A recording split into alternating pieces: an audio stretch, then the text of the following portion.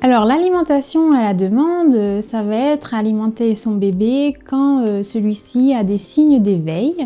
Donc ce sera justement de pouvoir repérer les signes d'éveil de votre bébé et ce sera facilité si les parents sont proches de leur bébé et que vous aurez appris justement à repérer ces signes d'éveil.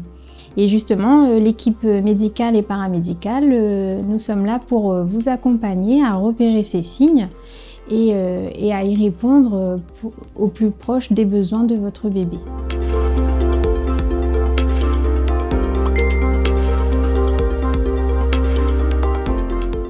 Alors les différentes phases d'éveil et de sommeil de bébé, nous avons déjà une phase de sommeil profond.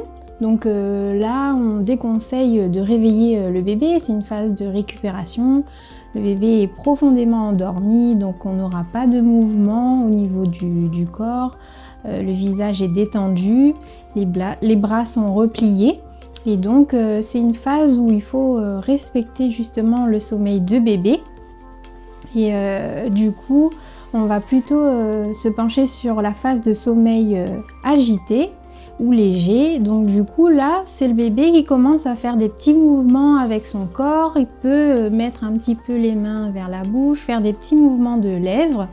Et c'est une phase où là, pour les bébés qui ont tendance à beaucoup dormir ou les bébés de petit poids, on peut proposer justement l'alimentation à ce moment-là. Ensuite, on a la phase d'éveil calme, donc c'est la phase d'éveil calme qui est la plus idéale en fait pour proposer l'alimentation à votre bébé parce que là du coup il sera attentif, la succion elle sera active. Alors lors de la phase agitée, c'est peut-être un petit peu trop tard pour proposer l'alimentation à votre bébé parce que là du coup il y aura beaucoup de mouvements, il sera peut-être un peu énervé, il y aura des pleurs. Donc la succion, la mise en place de l'alimentation et l'efficacité peut être du coup compromise. Donc il est préférable de faire du pot à pot. Le pot à pot, ça va permettre à votre bébé de retrouver son calme, un rythme d'éveil plus calme. Et ensuite, vous pourrez justement lui reproposer calmement, dans de meilleures conditions, l'alimentation.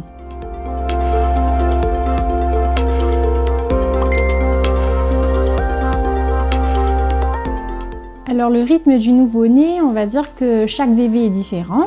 Ensuite, on peut quand même dire que les comportements qu'on peut observer chez les nouveau-nés sont assez communs.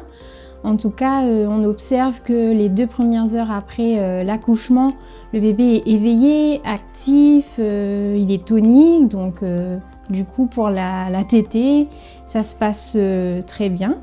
Ensuite, il y a une phase de récupération parce que l'accouchement c'est un sport, donc les bébés dorment beaucoup après cette phase, après la naissance.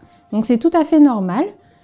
Et le rythme du bébé ensuite va se mettre en place tout au long des jours. Donc en général, il dort beaucoup la journée pendant les heures de la matinée. Et en général, la nuit, c'est un petit peu plus agité. Donc il y aura des pleurs et comme on avait dit tout à l'heure, c'est aussi tout à fait normal et il faudra justement répondre à ce besoin d'assurance et de sécurité que le bébé a besoin dans ces phases-là.